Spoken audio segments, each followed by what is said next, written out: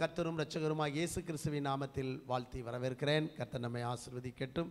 கடந்த நாட்களிலே நாம் ரோமருக்கு எழுதின நிருபம் 1ஆம் அதிகாரம் 24ஆம் வசனம் வரைக்கும் நாம் சிந்தித்தோம், தியானித்தோம்.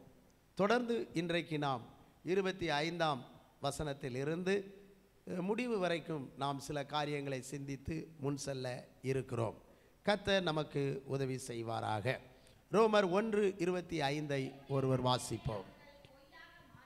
தேவனுடைய சத்தியத்தை அவர்கள் பொய்யாக மாற்றி சிருஷ்டிகரை தொழுது சேவியாமல் சிருஷ்டியை தொழுது சேவித்தார்கள். அவரே என்றென்றைக்கு ஸ்தோத்தரிக்கப்பட்டவர். ஆமென். கர்த்தருடைய நாமம் மகிமைப்படுவதாக. தேவனுடைய சத்தியத்தை அவர்கள் பொய்யாக மாற்றி என்று சொல்லி பார்க்கிறோம்.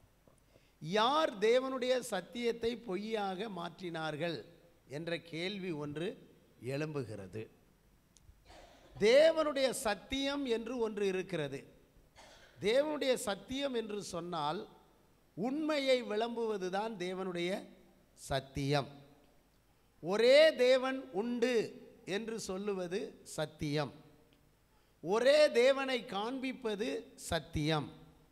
ஒரே தேவன் என்னென்னலாம் செய்தார் என்பதை விவரிப்பது சத்தியம்.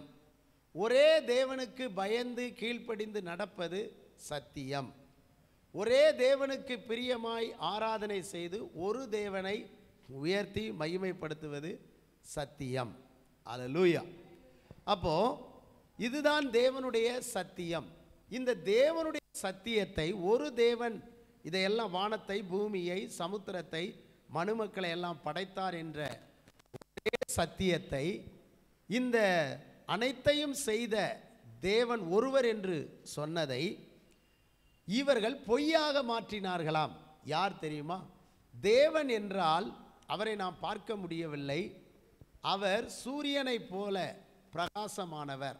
அப்படியானால் இந்த சூரியனே நமக்கு தேவன் என்று சொல்லி சூரிய பகவான், சூரிய கடவுள் என்று சூரியனை கடவுளாக சித்தரித்து சூரியனை தெய்வமாக மனிதன் வணங்க ஆரம்பித்தான்.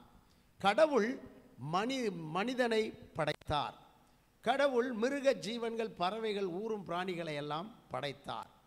மனிதனை பாம்பு கடிப்பதற்காக சீறி வந்த பொழுது அதை கும்பிட்டு என்னை கொத்தி விடாதே, என்னை அழித்து விடாதே என்று கையெடுத்து கும்பிட்டு விட்டு ஓடினான். ஏன் இது ஒரு தெய்வமாக இருக்கக்கூடாது? நம்மை அழிக்க வருகிறதை நாம் ஒரு கும்பிடு போட்டு அதற்கு ஒரு வணக்கம்